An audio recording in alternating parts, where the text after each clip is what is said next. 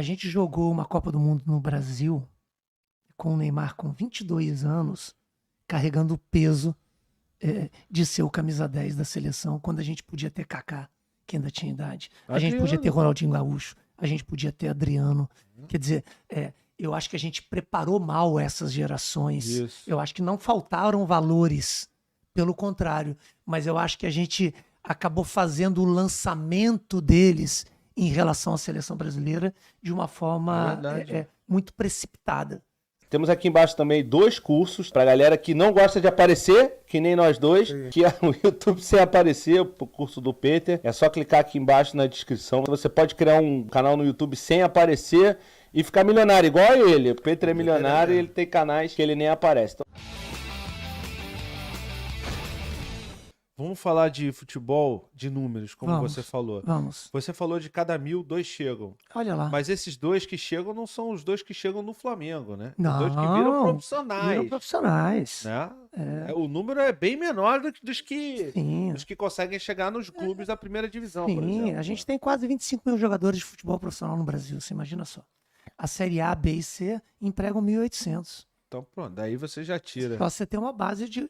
A média salarial não dá R$ 1.500. A média salarial é lá embaixo. Para uma expectativa de carreira que não passa de 10 anos, né, da média, né? Então são coisas onde a maioria das pessoas estavam fazendo o seu ciclo natural de educação e formação, o atleta está morando embaixo de uma arquibancada, ou num alojamento, ou numa pensão, né? Então é duro. Às vezes a gente que vive há muito tempo esse meio, né, Rafa?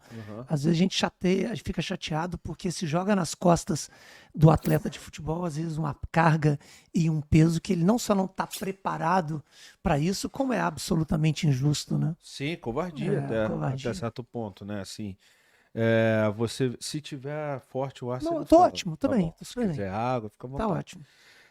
A gente vê muito isso, né? E aí as pessoas não entendem também. Aí volta a cobrança do vencer é mais importante do que torcer. Do que torcer.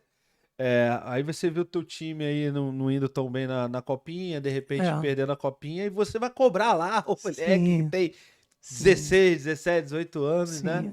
Quando na verdade ele tem que ser apoiado ali, né? Acho que, assim, a gente lembra aqui, eu não vou ficar falando nomes, mas você muito mais até por conta da sua vivência dentro do futebol que eu, com certeza te passa na memória grandes jogadores que não viraram, não saíram da base pro profissional, que eram caras ali que, pô, esse cara aqui, como é que ele não foi profissional, né? Sim. Então, assim, precisa a base da educação é importante, a base social é importante, a base de saúde mental, é importante pro cara saber para onde ele vai. Não é à toa que o Neymar chegou onde chegou, não é à toa que o Endrick vai chegar onde vai chegar, o Vinícius Júnior.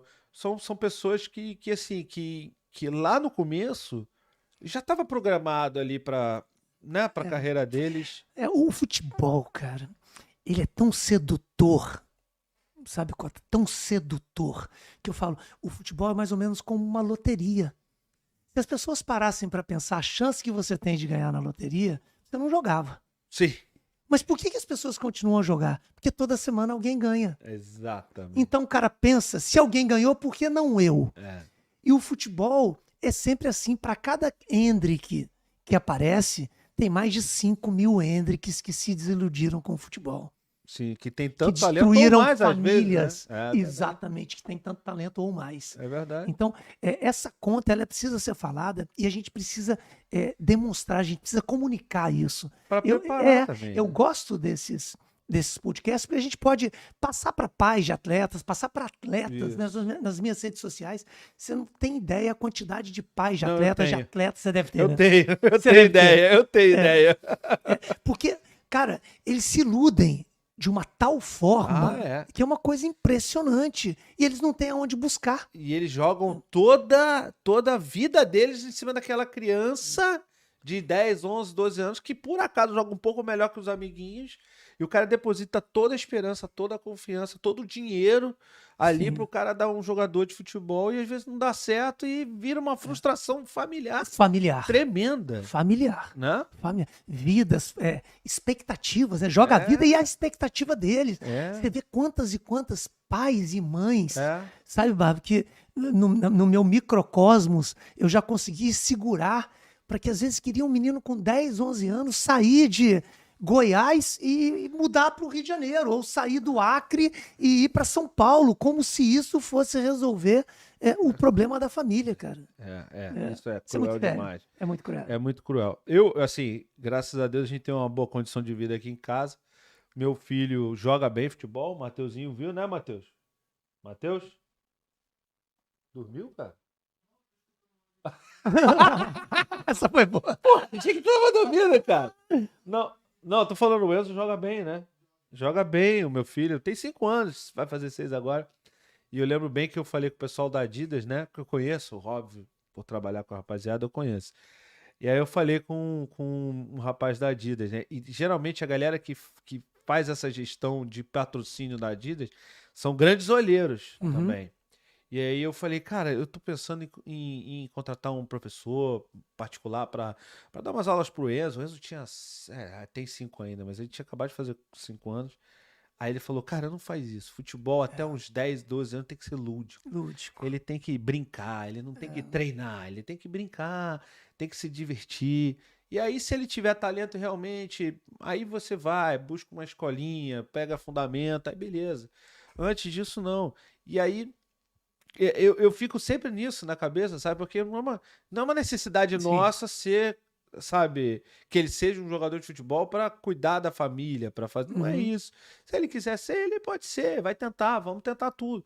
Mas assim, eu fico sempre nisso. Eu fico, cara, será que eu incentivo e talvez esteja incentivando uma frustração lá na frente? Sim. Ou será que eu deixo rolar? Ou será que eu não faço nada, mas aí também, pô, pode virar uma frustração lá na frente, de falar assim, pô, se você tivesse investido mais nele, talvez.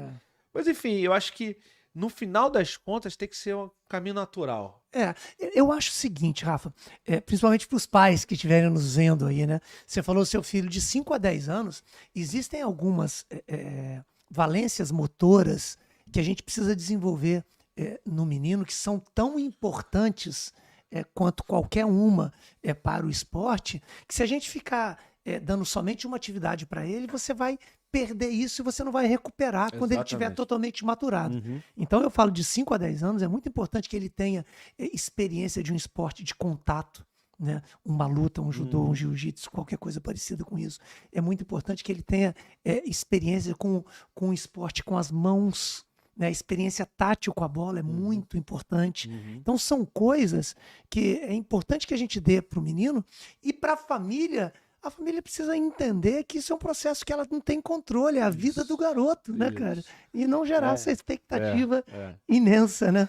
Isso, cara, isso é muito o que acontece. Aí uma vez eu fui buscar o ingresso com um jogador que eu conheço, que eu trabalho, e o filho dele estava jogando bola, né? E, enfim, era um campeonato, subir qualquer coisa, de novinho. Eu entrei no ginásio, parecia que era um time de futsal, Flamengo e Vasco, profissional futsal. Impressionante a gritaria, a pressão. E até o treinador da equipe gritando, berrando, dando os maiores broncas nos meninos. Meninos de 8 anos, 10 anos. Eu falei, caraca, mas será que é isso que eu quero pro meu filho? Porque meu filho não precisa disso. Quer dizer, não é me desfazendo, mas assim... Ele não é a esperança da família para que a gente dê certo, sabe? Então, assim, se ele quiser, ele vai. Mas eu fiquei pensando nisso. Caraca, ainda por cima tem essa pressão toda na garotada que não tem nem 10 anos, 10, 11 anos, cara. Uma coisa absurda. E aí, como é que você vai chegar? Eu acho que isso explica muito o fato da gente estar numa... Quer dizer, ter vivido uma entre-safra. Agora estão surgindo novos talentos, né? Veio o Vini, o Paquetá, o Hendrick, enfim. Tem bons nomes surgindo... mas que não surgiam há um tempo. A gente deixou de revelar 30 craques por ano para revelar menos, né? Olha só, isso é uma coisa interessante da gente comentar, né? Você imagina só, a gente jogou uma Copa do Mundo no Brasil com o Neymar com 22 anos, carregando o peso de ser o camisa 10 da seleção, quando a gente podia ter Kaká, que ainda tinha idade. A gente podia ter Ronaldinho Gaúcho, a gente podia ter Adriano. Quer dizer, eu acho que a gente preparou mal essas gerações. Eu acho que não faltaram valores, pelo contrário. Mas eu acho que a gente acabou fazendo o lançamento deles em relação à seleção brasileira de uma forma muito precipitada, sabe? Eu acho que a gestão de carreira do atleta brasileiro, eu acho que a gente tem agora, está cada vez mais melhorando esse processo. A gente vê hoje um Diego Ribas fazendo uma transição de carreira muito bem feita, o Felipe Luiz fazendo uma transição de carreira muito bem feita, o Gustavo Scarpa, né, que soube passar por todas as ondulações de carreiras também, conduzindo muito bem, o próprio Vini Júnior, que saiu, a gente espera que o Hendrick, que é muito bem conduzido a carreira dele pelo pessoal da Traffic lá, do Fred, né, da TFM. Então eu acho que a gente tende a ter carreiras mais longevas e mais bem conduzidas desses atletas, sabe? Eu acho que isso tudo... Caímos na educação de novo, né? Caímos na educação. E vamos voltar nela algumas outras vezes. Também tem os links da loja americana aqui, os melhores produtos aí no preço ainda de Black Friday para vocês. Então é só clicar lá e comprar o que vocês quiserem, que ainda dá tempo do Natal, de dar presente pro Natal. Não falei que você ia gostar desse corte? Então deixa o like. Se você não gostou também pode deixar o dislike, tá? Comenta o que você achou, compartilha esse vídeo. Aqui dos lados tem a playlist dessa conversa toda. Tem também o link da resenha completa lá no BarbaCast. Também tem o corte do Barba e o BarbaCast aqui para vocês se inscreverem, tá bom? 97% das pessoas que assistem ao nosso conteúdo não são inscritas e isso acaba nos prejudicando para trazer outras pessoas ainda mais relevantes. Então, dá essa força, se inscreve aqui e no BarbaCast, beleza? Nós estamos juntos e até a próxima.